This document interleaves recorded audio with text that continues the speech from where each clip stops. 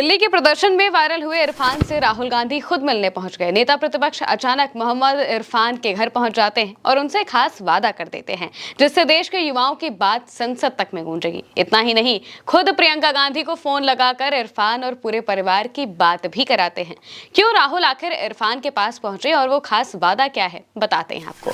लेकिन सबसे पहले इन तस्वीरों को देखिए। इन तस्वीरों से पता चलता है कि किस तरह से राहुल बिल्कुल सहज होकर इरफान के घर पहुंचते हैं। अचानक उनके घर तक जाते हैं, पूरे परिवार से मुलाकात करते हैं, परिवार से बातचीत करते हैं और सबसे बड़ी बात यह है कि इरफान की बातों को सुनते हैं।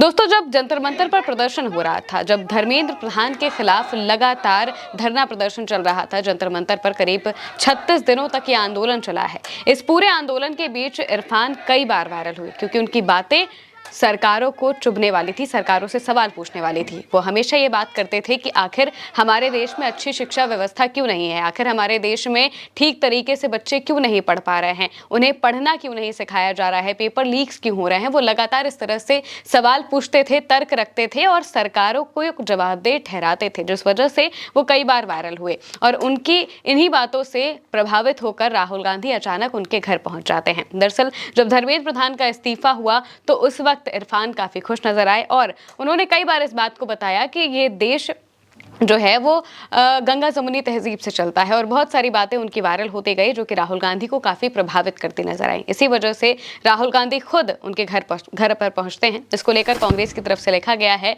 कि नेता विपक्ष श्री राहुल गांधी ने दिल्ली के रहने वाले मोहम्मद इरफान से मुलाकात की। बड़ी ही साफगोई और ईमानदारी से युवाओं का दर्द और उम्मीदें सामने रखने वाले इरफान में आपको हर वो नौजवान दिखेगा जो इस सरकार से नाउम्मीद हो चुका है।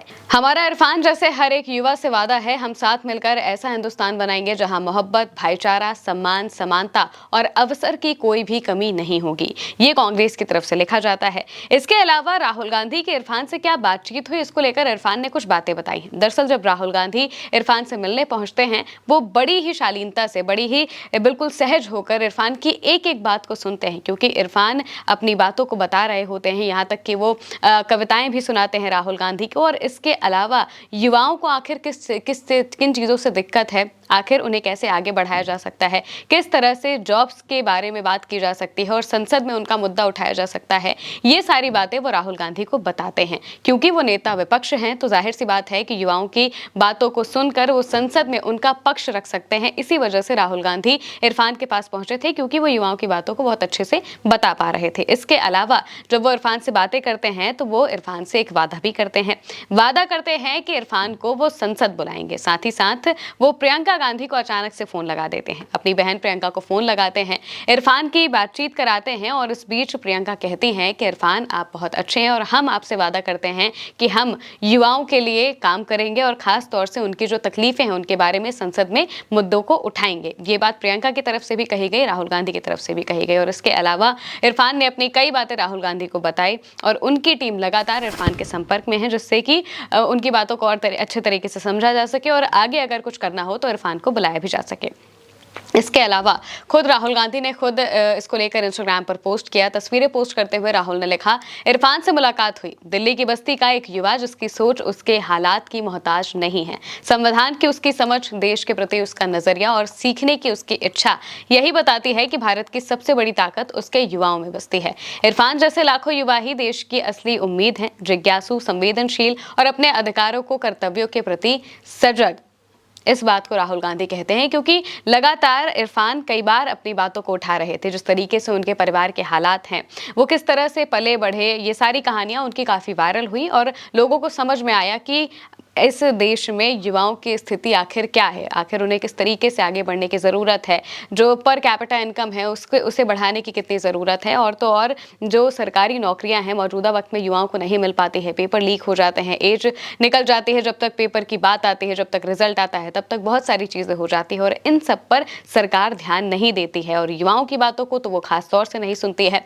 इसी वजह से नेता प्रतिपक्ष खुद जाते हैं इरफान के घर, उनसे मुलाकात करते हैं और उनकी बातों को समझने की, जानने की कोशिश करते हैं।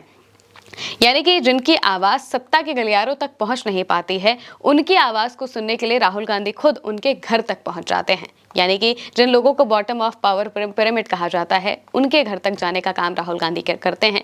इसके अलावा इरफान की जब बहन या फिर परिवार वालों से उनके बारे में पूछा गया तो उन्होंने इस बात को कहा कि राहुल गांधी जितने डाउन टू अर्थ दिखते हैं, बिल्कुल वैसे ही हैं।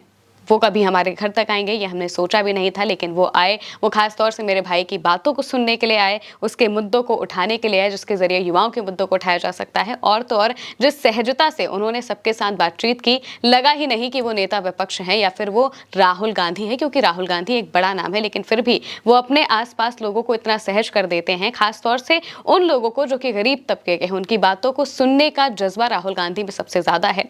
जब भी नेता विपक्ष हमें दिखते हैं तो अक्सर वो आम लोगों से बातचीत में दिखाई दे जाते हैं। कभी भी किसी के घर चले जाते हैं, वहां पर उनकी बातों को सुनते हैं, समझते हैं। खास तौर से वो एक एक व्यक्ति की बात को सुनकर समझने की कोशिश करते हैं और उन्हीं की बातों को वो आगे भी बढ़ाते हैं, संसद में भी आवाज उठाते हैं। और इसी वजह से यहाँ पर भी राहुल गांधी ने अपने मुद्दों को बढ़ाने के लिए, युवाओं के मुद्दों पर वो लगातार बातचीत कर रहे हैं और इसी वजह से कॉन्टेक्स्ट बढ़ाने के लिए वो खुद पहुंच जाते हैं मोहम्मद इरफान के घर पर, उनके घर वालों से बातचीत करते हैं, इरफान से बात करते हैं और वादा भी करते हैं कि युवाओं के मुद्दों को लगातार उठाया जाएगा। और तो और इरफान को संसद बुलाने के बारे में भी वो कहते हैं।